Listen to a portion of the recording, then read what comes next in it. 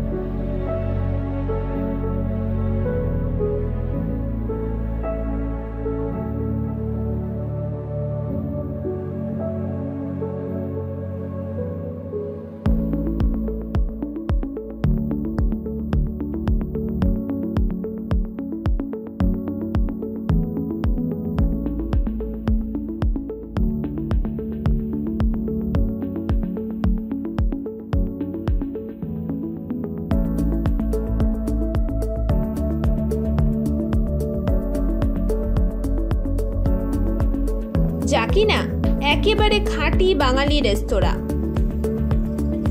এপার বাংলা ওপার বাংলার প্রায় সমস্ত বাঙালি খাবারই এখানে পাওয়া যাবে।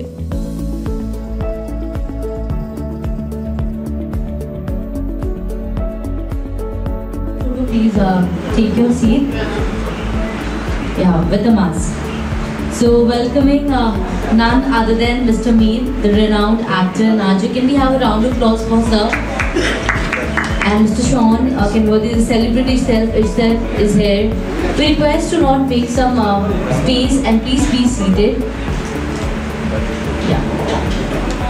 And none other than the owner itself, Ms. Vishwas Majumdar ma'am. Can we have a round of applause for her?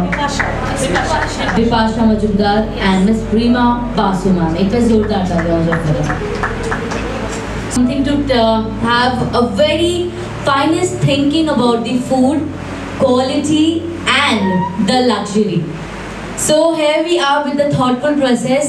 These two ladies have always decided a small thing with just one simple step, and now she has the reach here. So we request all the press to come forward and open with your question. But before that, there is something to be revealed on LED. So I request everyone to please have a glance, and Nicole ma'am and sir to be also see. Can we have the much awaited AV and logo?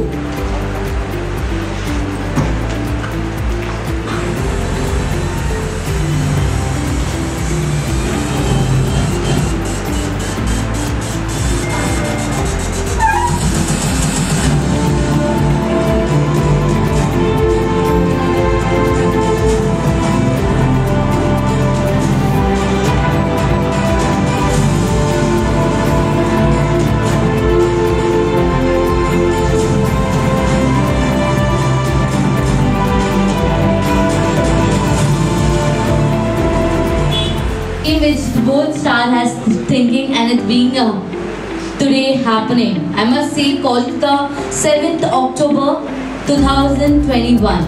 The 4th Street Dining Hall, one of the Calcutta finest restaurant, if I'm not wrong, is the finest restaurant and serving the authentic Bengali cuisine. আমি নেটে কিছু নাম খুঁজেছিলাম authentic Bengali রেস্টুরেন্টসে, তার মধ্যে দেখলাম অনেক নাম অনেক কমন। তো এই নামটা দেখলাম খুঁজে যে এটা একটু অফ বিট, সেই জন্য এই নামটা রাখা হয়েছে, অন্য কোনো কারণ নেই। অথেন্টিক বেঙ্গলি ফুড বলতে আপনারা কি বলবেন? আমি অমাই অথেন্টিক বেঙ্গলি ফুড বলতে আপনারা কি সাবেকি খাবারের সাথে আধুনিক খাবার এরকম কোনো ফিউশন বা এরকম কিছু রাখছেন? সেই সম্বন্ধে একটু জানান। হ্যাঁ, আমরা আগের সাবেকি খাবার প্লাস আমাদের নতুন ধরনের যা খাবার, দুটো মিলিত করার চেষ্টায় আমরা রয়েছি। এবার দেখা যাক কীরকম হয়। আপাতত কতগুলো আইটেম নিয়ে আপনারা স্টার্ট করছেন? আমাদের অ্যারাউন্ড 90 আইটেমস রয়েছে মেনুতে। তার মধ্যে স্পেশাল আইটেম কী কী রাখতে চাইছেন আপনারা, যেগুলোতে আপনারা আকর্ষণ করবেন? স্পেশাল আইটেমসের মধ্যে আমাদের কিছু ফিশের আইটেমস আছে, কিছু মাটনের আইটেম আছে, প্লাস কিছু ভেজের আইটেমসও মধ্যেও অনেক কিছু আমাদের মধ্যে ডিফারেন্ট অনেক কিছু রয়েছে আমাদের। স্বাদের মধ্যে মশলার মিক্সের ওটার মধ্যে আমরা ডিফারেন্সটা আনতে চাই। মশলা কি আপনারা নিজেরা করছেন? হ্যাঁ, আমাদের নিজস্ব একদম নিজস্ব আমাদের। পুরো বেস থেকে এভরিথিং আমাদের Tiwari. Hi everyone. Sorry for the delay. ক্ষমা চেয়ে নিচ্ছি। আমি নর্মালি লেট করি না, কিন্তু আজকে এটিসি ফ্লাইওভারটা অনেক জ্যাম ছিল। ঠিক আছে, মন থেকে ক্ষমা। হ্যাঁ, যারা করবেন করে দিও, যারা করবেন না কিছু করার নেই। সরি। ঠিক আছে।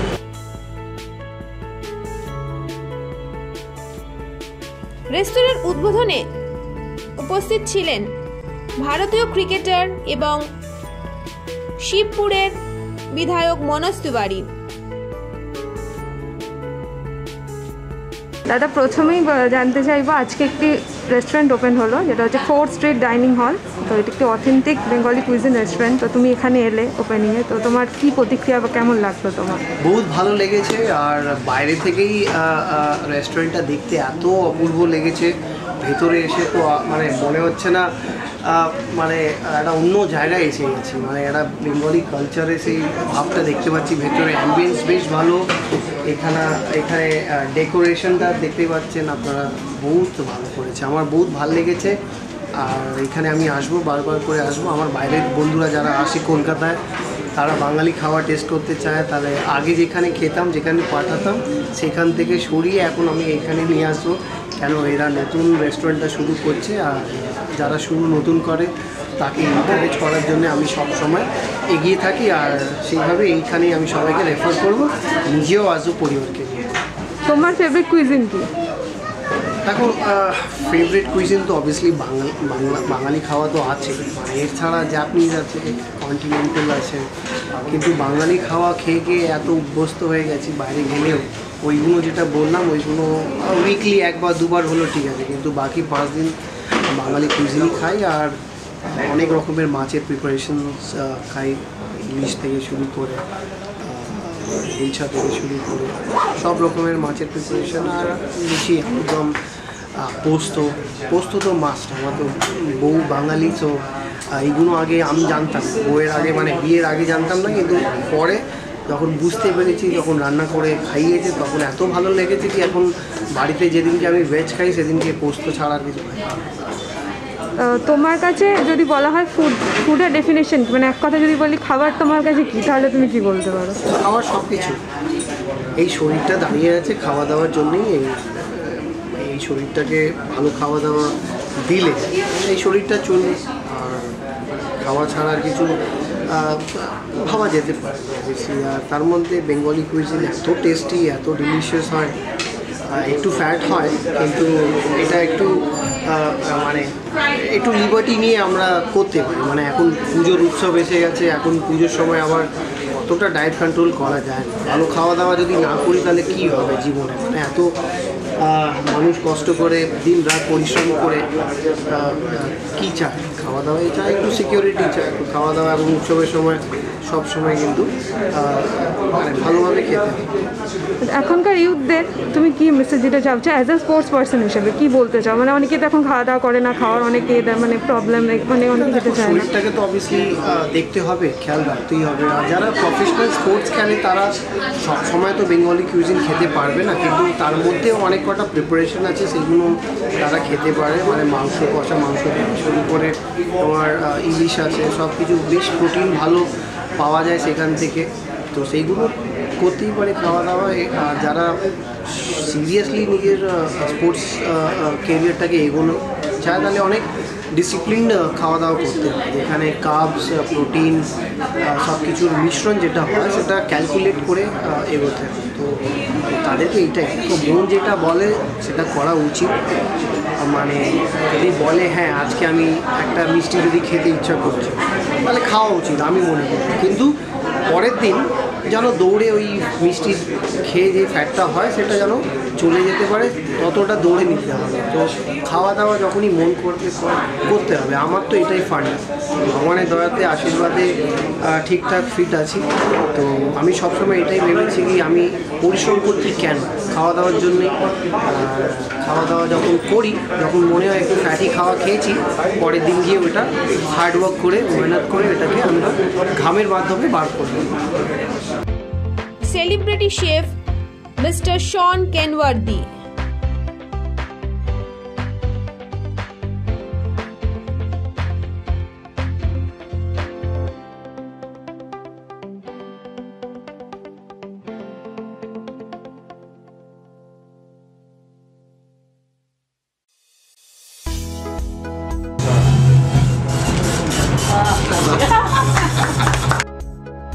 বিখ্যাত অভিনেতা এবং রেডিও জকি মীর। খাবার একটা শুধু নেসেসিটি নয়, আমার ধারণা খাবার একটা ইমোশন। মানে আমরা প্রত্যেকেই বাড়িতে যখন খাই সেই খাবারের সঙ্গে যে সম্পর্কটা রয়েছে সেটা একটা ইমোশনের অঙ্গ।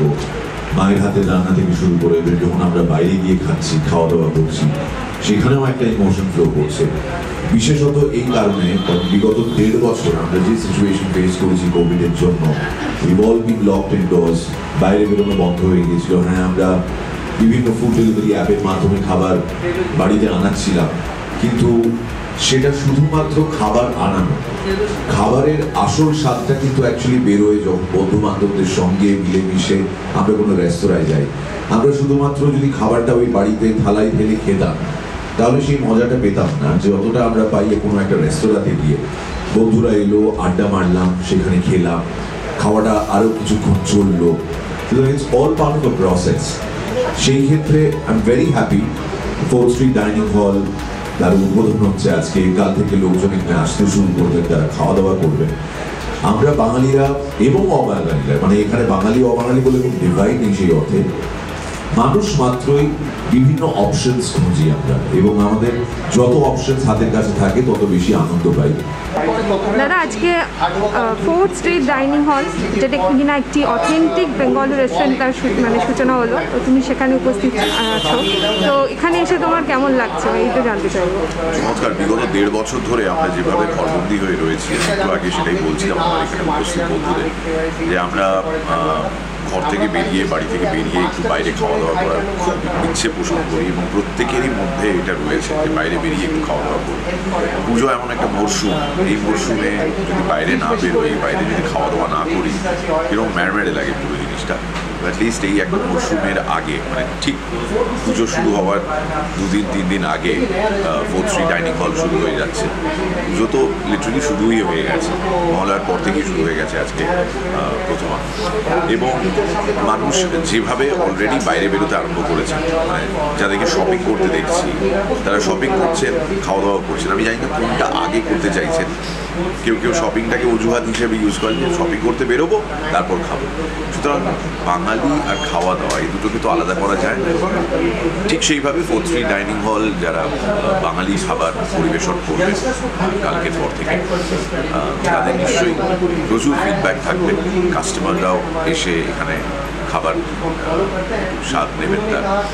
কিন্তু মূল বিষয়টা হচ্ছে বাঙালিদের ক্ষেত্রে আমাদের কিন্তু কোনো অজুহাত লাগে না। আমাদের কাছে সত্যি সত্যি 12 মাসে 13 পার্বণ, যখন বলবে তখনই খাওয়ার জন্য রেডি।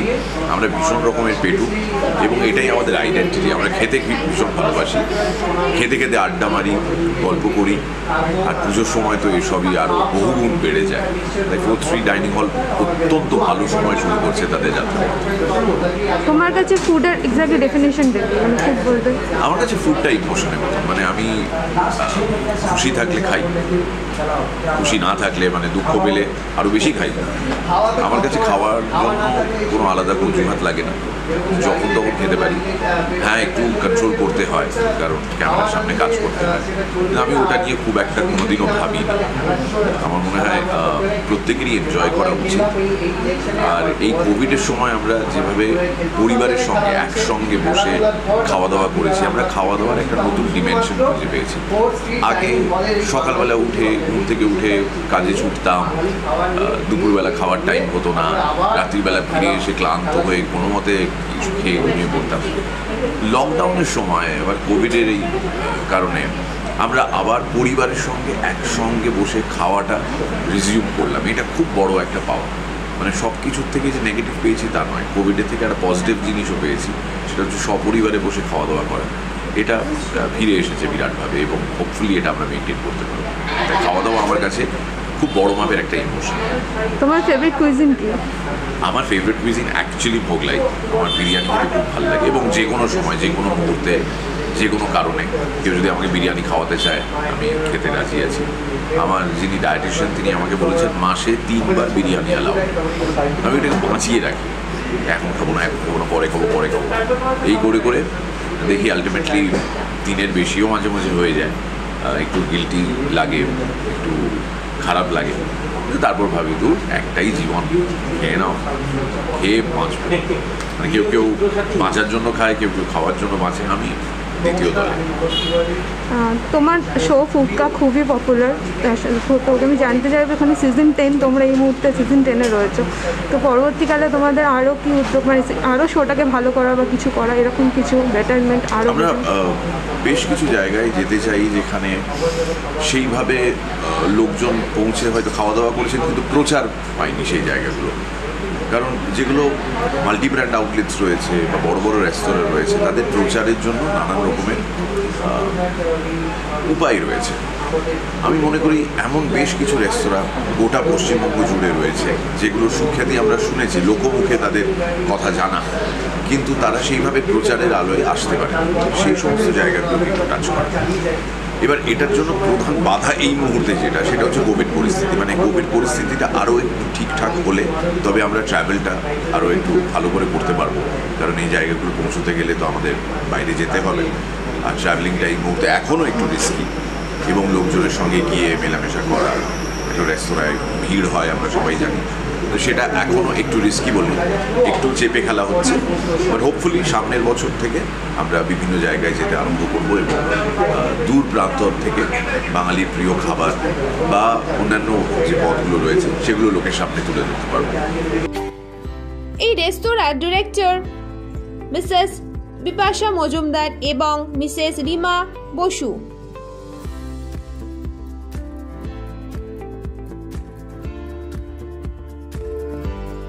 এই রেস্তোরাঁর বিখ্যাত খাবারগুলির মধ্যে কিছু হলো ডাব ভাপা চিংড়ি, মরিচ ভুনা চিংড়ি, লাল চিটাগাং মুরগি, রয়্যাল নবাবী মাংস এবং ভেজের মধ্যে মোচার কাটলেট, কষা আলুর দম এবং পটলের দোরমা। কি কি মানে এখানকার? আমাদের এখানে স্পেশালিটি ভাপা ডাব চিংড়ি, থালির মধ্যে ওই শুক্তো, আলু পোস্ত, এগুলো কি থাকবে? এগুলো থাকছে, পটলের দই পটল, এইসব। হ্যাঁ, সেখানে এগুলো হচ্ছে অথেন্টিক বাঙালি খাবার। লাল শাক, লাল শাক মানে বড়ি দিয়ে ভাজা, বড়ি দিয়ে ভাজা। মেনুতে নেই, আপনারা কেউ মিটটা ভাবছেন আমি খুব পেটুক, এতগুলো দিকে মিটটা বসে বসে আমার দিকে তাকাচ্ছে শুধু।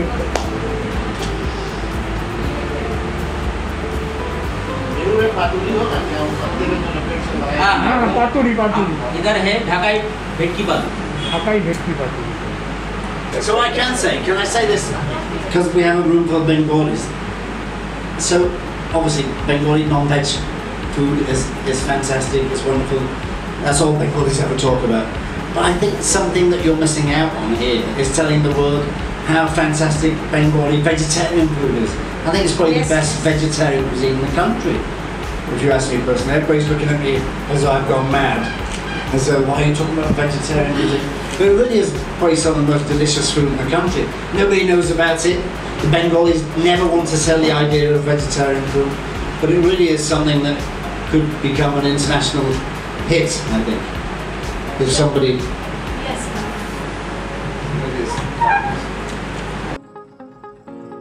এই রেস্তোরাঁর ডিরেক্টরের কথায়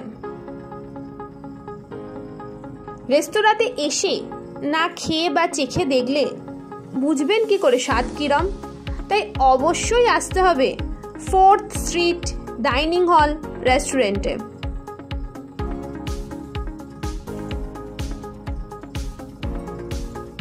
ম্যাডাম, আজকে আপনাদের 4th স্ট্রিট ডাইনিং হল যে রেস্টুরেন্টটা, এটা ওপেনিং হলো, তো এটা অবশ্যই একটা অথেন্টিক কুইজিন বেঙ্গলি রেস্টুরেন্ট। একদম ইস্ট বেঙ্গল ওয়েস্ট বেঙ্গলের অথেন্টিকটাকে মাথায় রেখে মেনে আমাদের নিজস্ব কিছু ইনপুটস আমরা রেখেছি।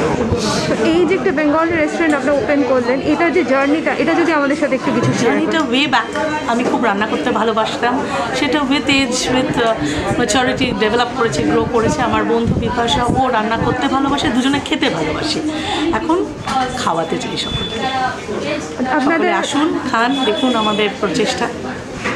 তো এই যে 4th স্ট্রিট ডাইনিং হল, এটা নামটা আপনাদের মাথায় এলো কি করে? এরকম একটা আমরা দেখুন অনেক তো বেঙ্গলি রেস্টুরেন্টস ভালো ভালো আছে, কিন্তু নামগুলো কোথাকার, মানে আমরা যদি ওরকম একটা বাঙালি ধরনের কিছু রাখতাম হয়তো সেটা একই টাইপের হয়ে যেত, ক্যারি ইয়ে হতো, সবাই ওদের মতো ইউনিক। আমরা একটু ডিফারেন্ট রাখছি। একটা হচ্ছে লোকেশন হচ্ছে আমাদের 4th স্ট্রিটের মোড়ে, তো সেখানে একটা ডাইনিং হল প্লাস একটু ডিফারেন্ট, যেটা স্ট্রাইক করবে লোক হয়তো বলবে অন্য কিছু, কিন্তু না, আমরা বাঙালি, আমরাই আমাদের বাঙালি খাবারটাকে মানুষের মধ্যে পৌঁছে দিতে চাই, এই আর কি। তো এখানে আপনি যে বললেন এখানে ইস্ট বেঙ্গল এবং বেঙ্গলে দু রকমের বাঙালি। আচ্ছা, তো আমরা মোটামুটি এখানে স্পেশাল মেনু যদি আপনার স্পেশাল মেনু ডাব ভাপা চিংড়ি, তাছাড়া চিতল মাছ, মাছ, ইলিশ মাছ, গোটা ইলিশ, ভ্যারাইটি কাইন্ড অফ আইটেম আছে। কিন্তু যেটা স্পেশালিটি হচ্ছে যে আমরা নিজস্ব মশলা, নিজস্ব ইনগ্রিডিয়েন্টস, নিজস্ব মিক্স অ্যান্ড ম্যাচ করে টেস্টটাকে আরও একটু ডিফারেন্ট ভাবে তুলে ধরতে চাই। আর ডেজার্টে আমরা এখানে কি পাবো? ডেজার্ট আমাদের নিজস্ব হোমমেড প্রোডাকশন, রাবড়ির ওপর বেস করে নানান রকম আইটেম, বেকড আইটেম আছে, দইয়ের নানান রকম ফ্লেভার আছে, সন্দেশ আছে, নানান রকম ফ্লেভারের সন্দেশ, গোলাপ জামুন, এগুলো তো যেরকম থাকে, কিন্তু নানান রকমের ফ্লেভারে যে দই পাওয়া যাবে বা রাবড়ি বেস নানান রকম মিষ্টিকে আমরা ইন্ট্রোডিউস করছি বা আছে।